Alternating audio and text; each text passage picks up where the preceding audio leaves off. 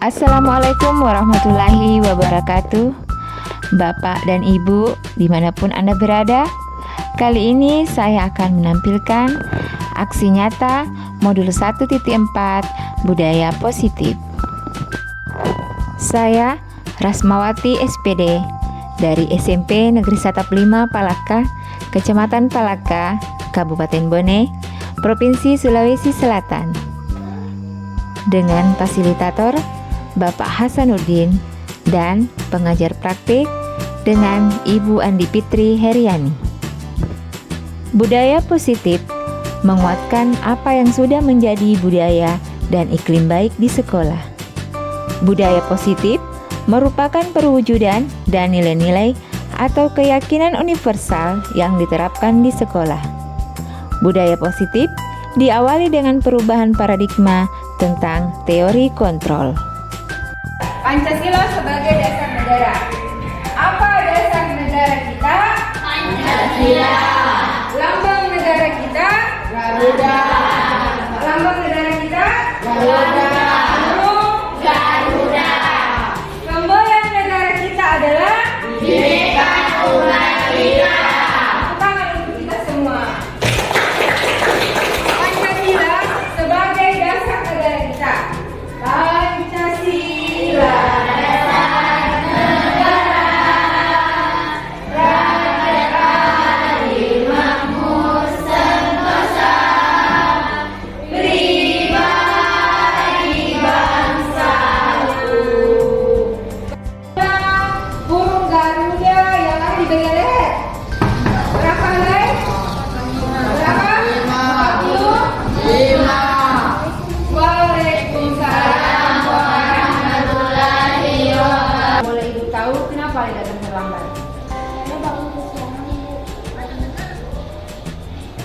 Kalau boleh Ibu tahu kenapa dia bisa bangun kesiangan?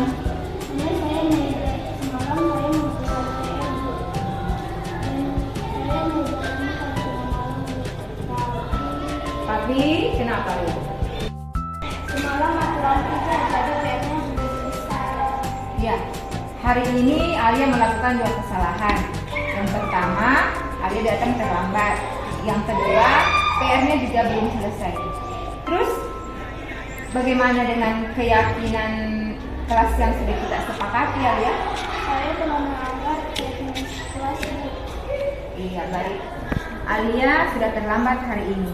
Sekarang Ibu mau bertanya, bagaimana caranya Alia memperbaiki masalah ini? Saya akan menanyakan kepada Anda tentang tugas yang Iya, sudah bertanya kepada teman tentang tugas yang tertinggal. Baik, itu bisa dilakukan. Nah, sekarang Ibu hargai usaha Alia.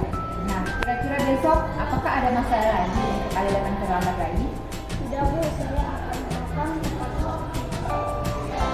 Baik, Ibu sangat menghargai usaha Alia untuk memperbaiki diri. Sekarang silahkan duduk dan silahkan menjalani.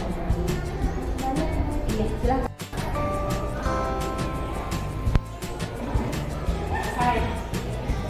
Iya, baik.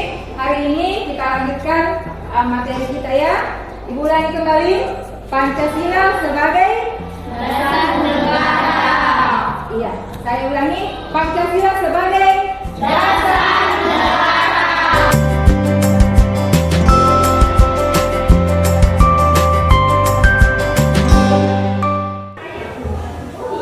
Bismillahirrahmanirrahim.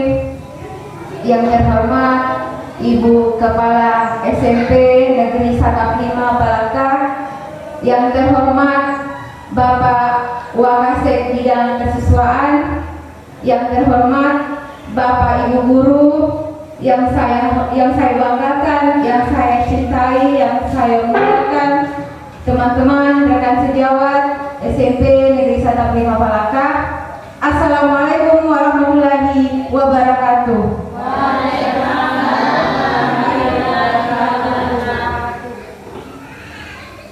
Alhamdulillah, syukur kita panjatkan kehadirat Allah Subhanahu wa Ta'ala karena atas kesempatan sehingga kita bisa dipertemukan di hari ini di dalam suatu ruangan ini dengan tujuan untuk mengimplementasikan, menyampaikan pengalaman saya selama mengikuti guru penggerak di Angkatan 7.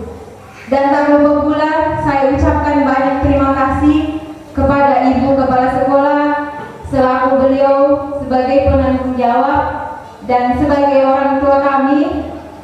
Dan terima kasih banyak juga saya sampaikan kepada teman-teman, Bapak Ibu guru, rekan sejawat atas kesempatannya dan waktunya untuk mengikuti aksi nyata yang akan saya lakukan pada hari ini.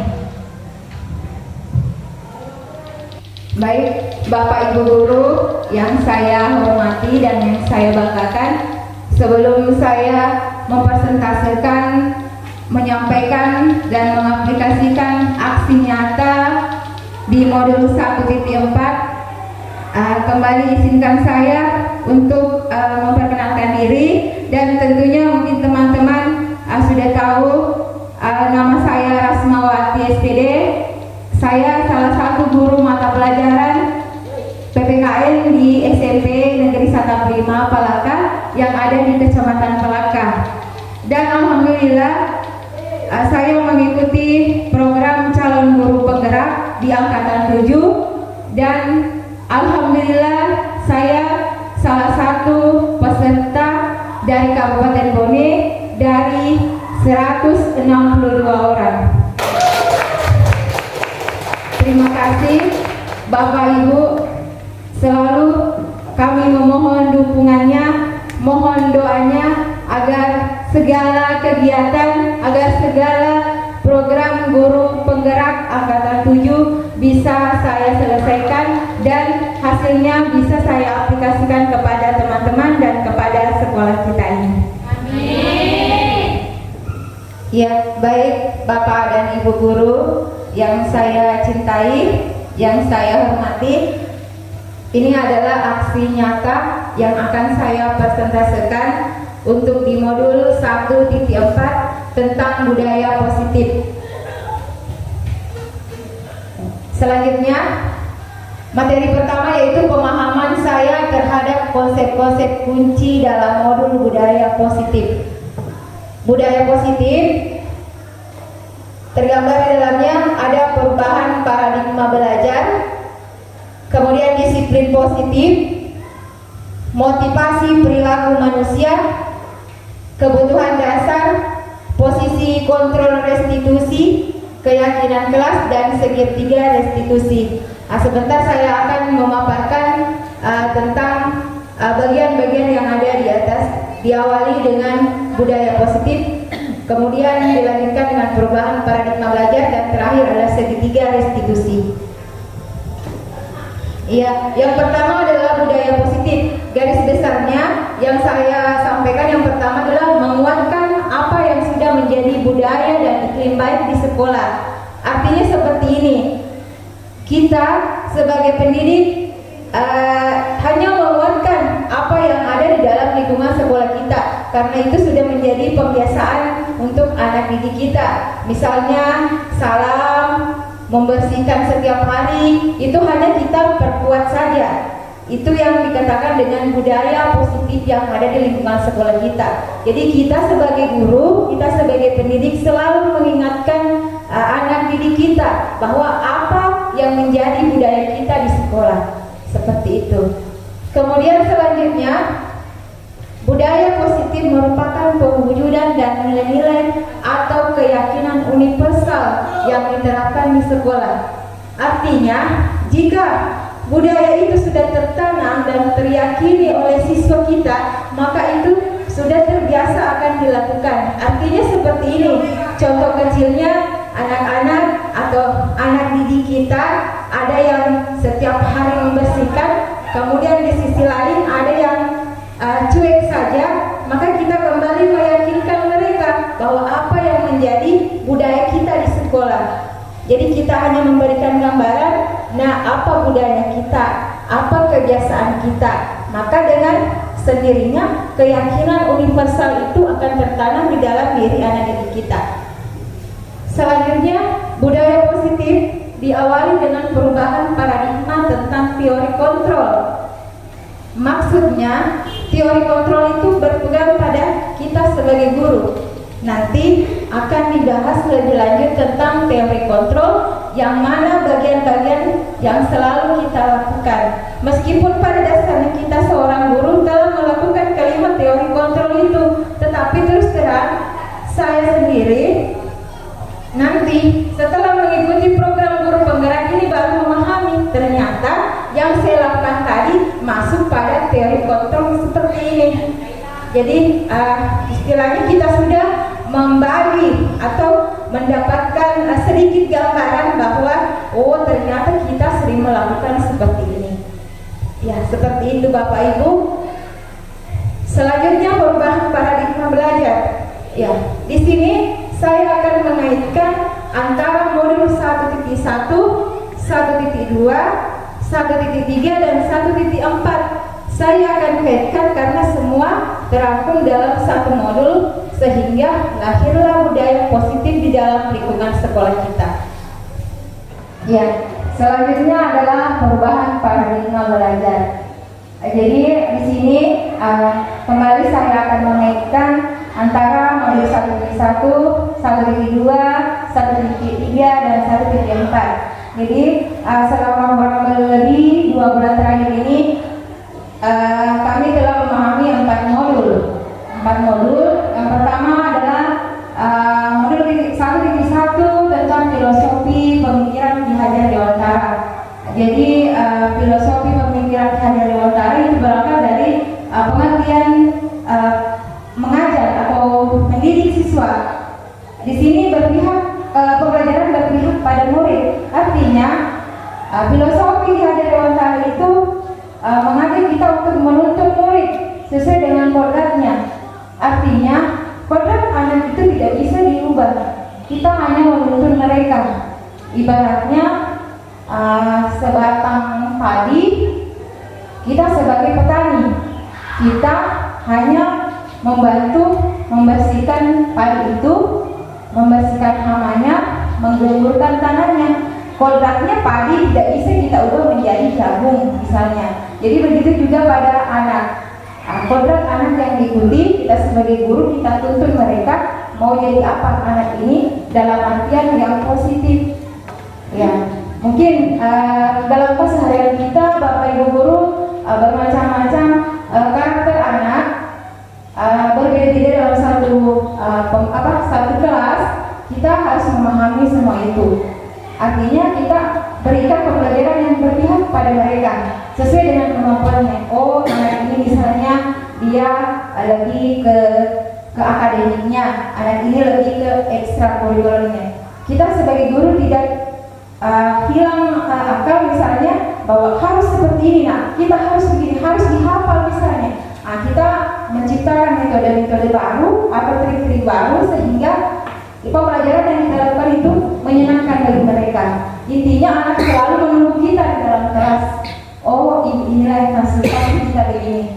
Jangan sampai kita menuntut satu, harus mengerjakan ini. Si anak tidak bisa, maka kita sebagai pendidik kita tuntut anak itu. Bagaimana supaya dia bisa menciptakan sesuatu sesuai dengan kemampuannya. Modul 1.2, nilai dan peran guru penggerak. Di sini saya memahami betul-betul yang namanya nilai kita sebagai seorang guru, peran kita sebagai guru, yang intinya itu dalam peningkatan mutu pelajaran. Iya. Jadi di sini tugas kita, tanggung jawab kita sebagai seorang guru untuk membelajarkan anak, menjadikan anak orang yang bertanggung jawab, berprestasi sesuai dengan perkembangan zaman. Kemudian modul 1.3 tentang visi guru penggerak. Kami sebagai guru penggerak itu membuat suatu visi. Apa visi kita? Kemudian lahirlah prakarsa perubahan.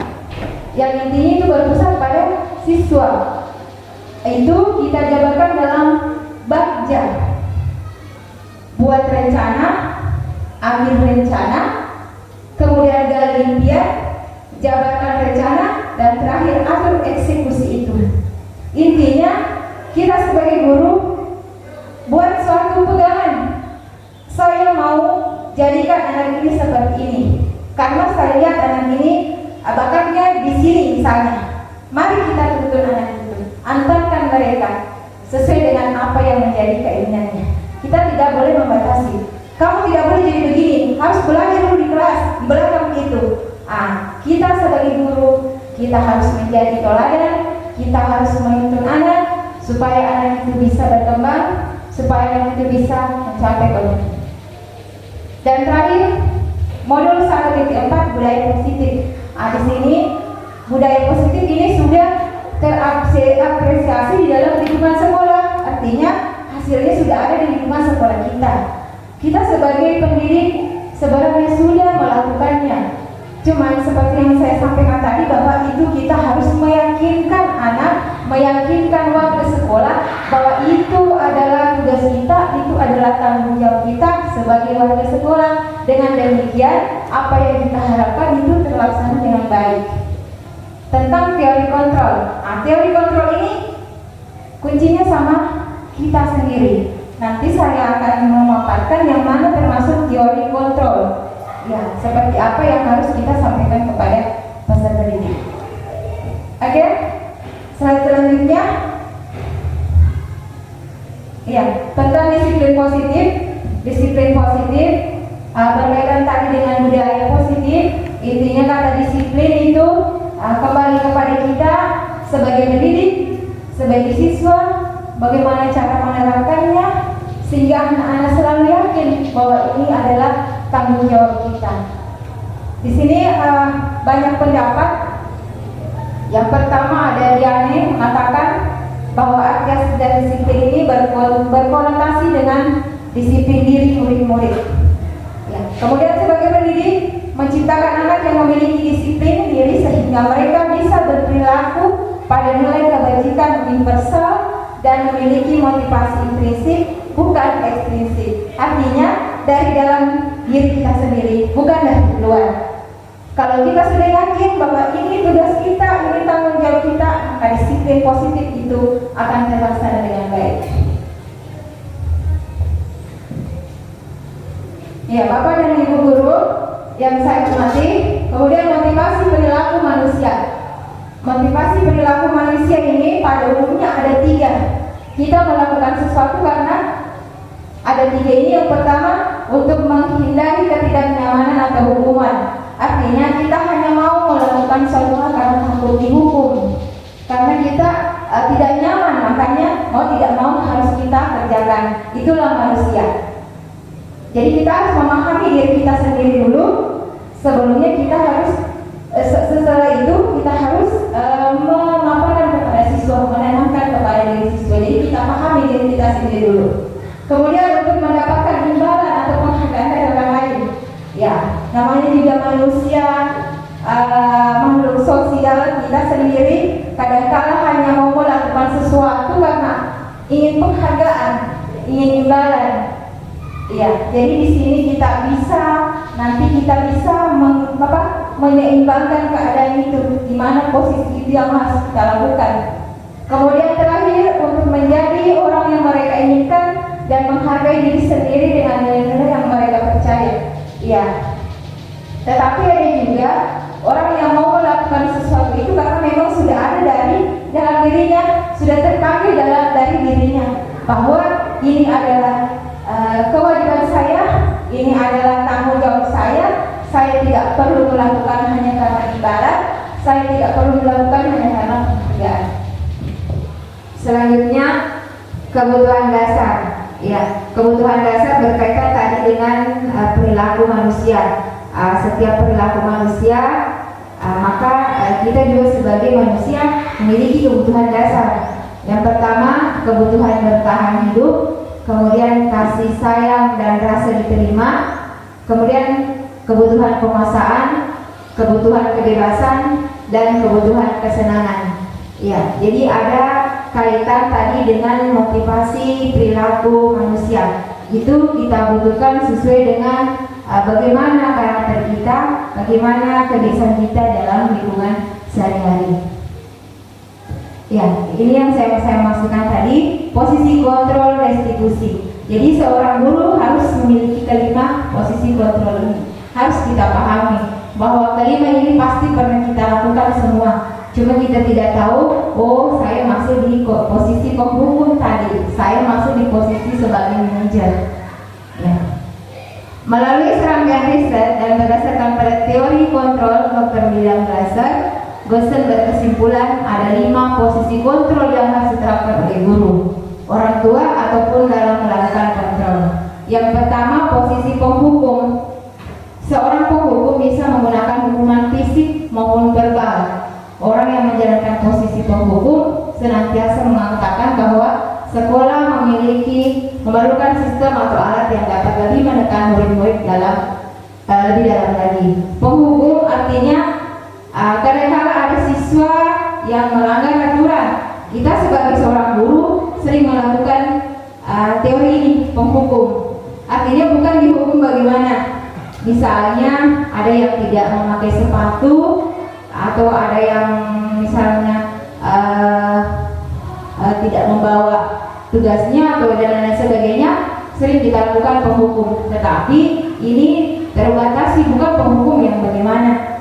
Tidak pakai sepatu, sekarang lari keliling lapangan.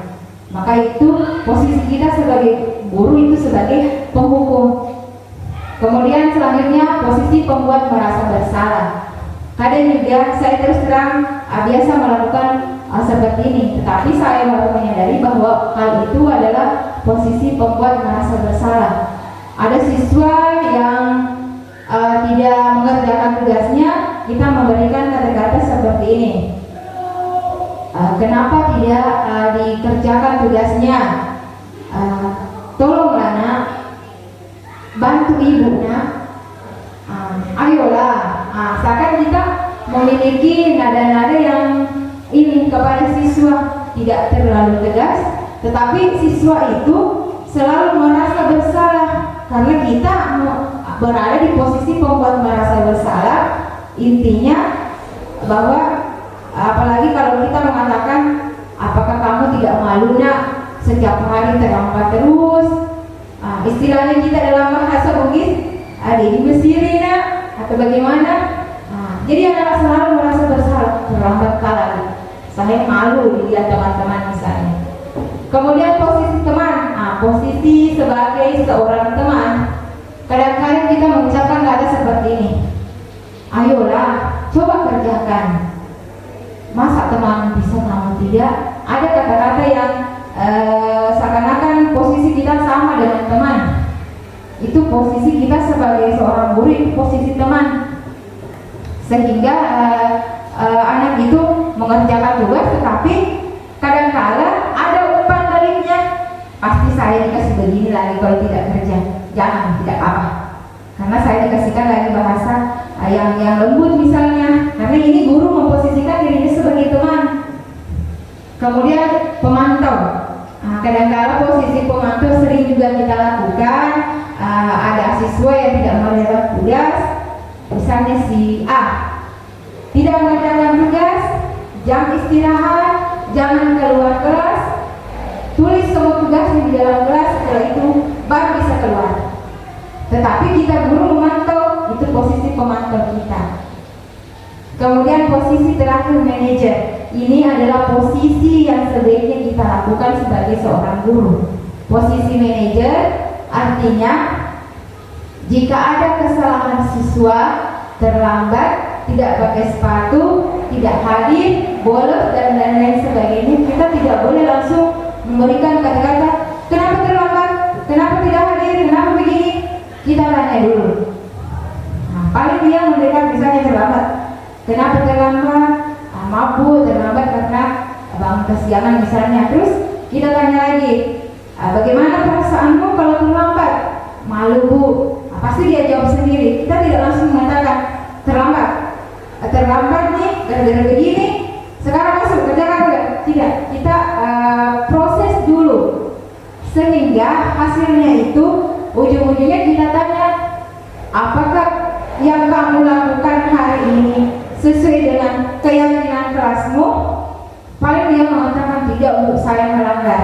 Terus kita kembali lagi bertanya, sekarang bagaimana usahamu supaya kejadian hari ini tidak kamu lakukan.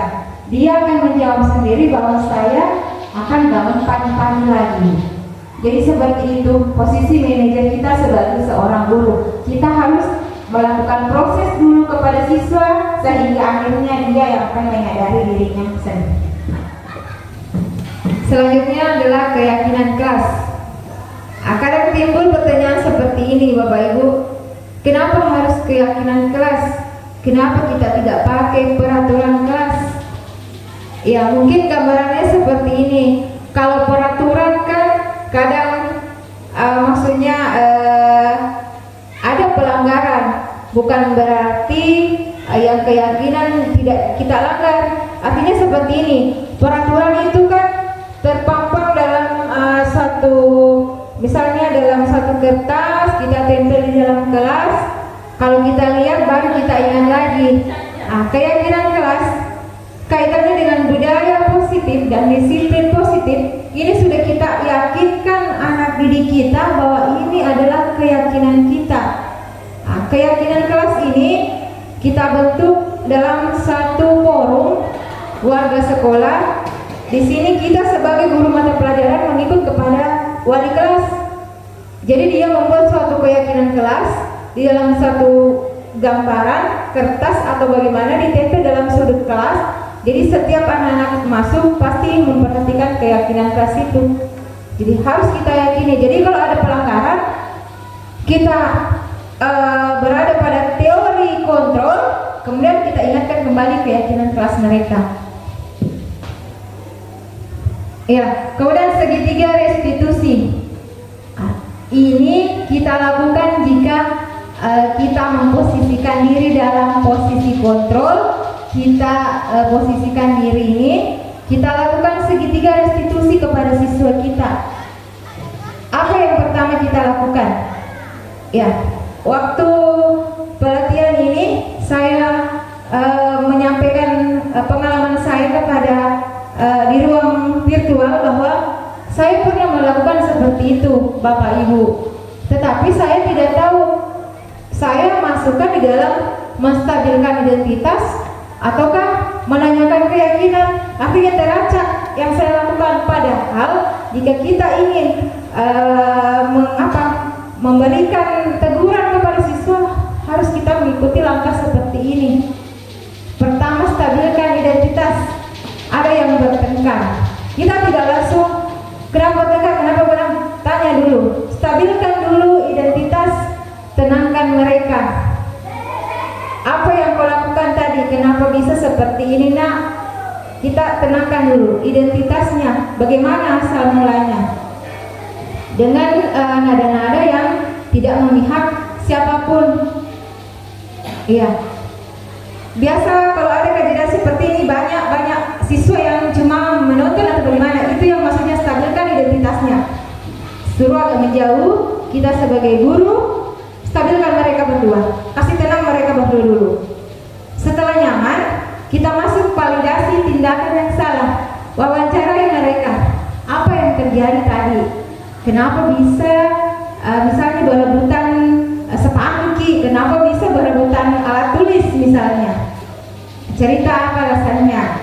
Kemudian setelah itu kita tanya, bagaimana perasaan setelah merampas barangnya teman misalnya? Senang kau rasa merampas? Pasti dia kembali, oh tidak Bu. Akhirnya dia akan menjawab atau menenangkan, mengutarakan kesalahannya sendiri. Dan langkah terakhir, kita tanyakan keyakinan mereka. Nah, yang kau lakukan tadi sesuai dengan keyakinan kelasmu atau tidak? Paling dia mengatakan tidak Bu, berarti saya salah Bu. Seperti itu. Jadi segitiga restitusi ini biasanya selain guru mata pelajaran juga ini yang selalu dilakukan guru BK. Iya, ini yang selalu dipegang. Bukan berarti guru BK saja tidak, tetapi untuk menstabilkan keadaan kepada siswa yang bermasalah, kita harus melakukan segitiga restitusi. Seperti itu. Kita sebagai guru juga seperti itu, kadang-kadang kita kawin dengan tingkah laku siswa kita. Ada begini Bu, ada begini. Nah, dengan tenang kita lakukan ketiga ini. dan mudah-mudahan dengan ketiga cara ini anak-anak kita bisa diatasi. Nah, semuanya sudah tidak panas-panas lagi. Kalau dalam keadaan panas langsung ini terancam, artinya kita tanyakan dulu baru stabilkan, salah barangkali. Stabilkan dulu. Itu barangkali Bapak Ibu.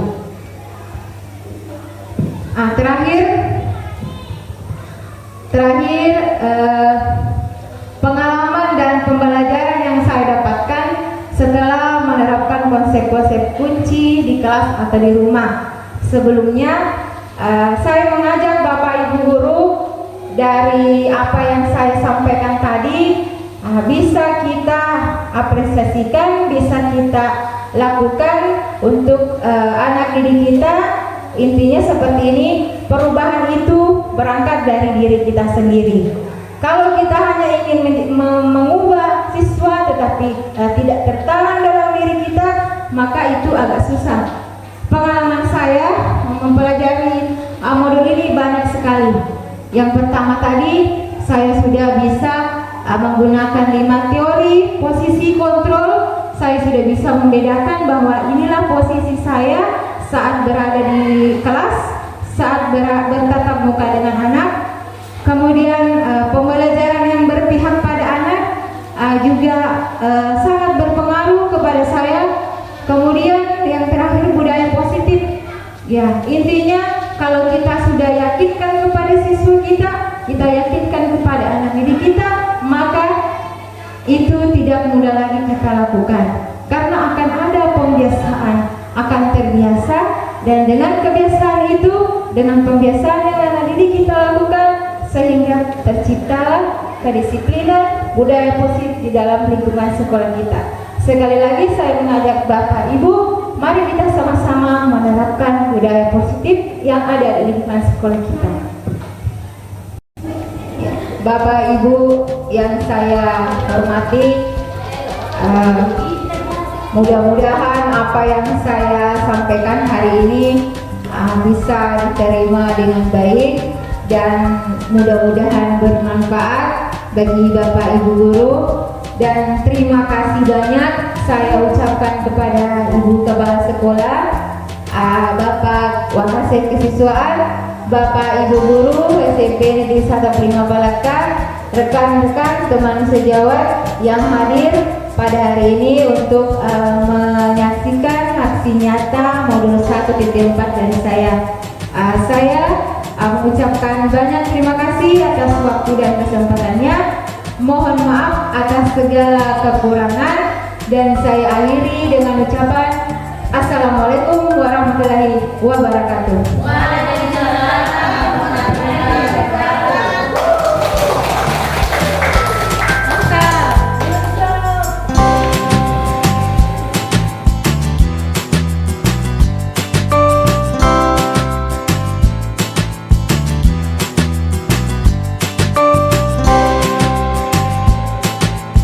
Itulah aksi nyata modul 1.4 tentang budaya positif. Saya Rasmawati SPD, calon guru penggerak angkatan 7, mengucapkan terima kasih banyak kepada Bapak dan Ibu atas perhatiannya. Salam guru penggerak. Assalamualaikum warahmatullahi wabarakatuh.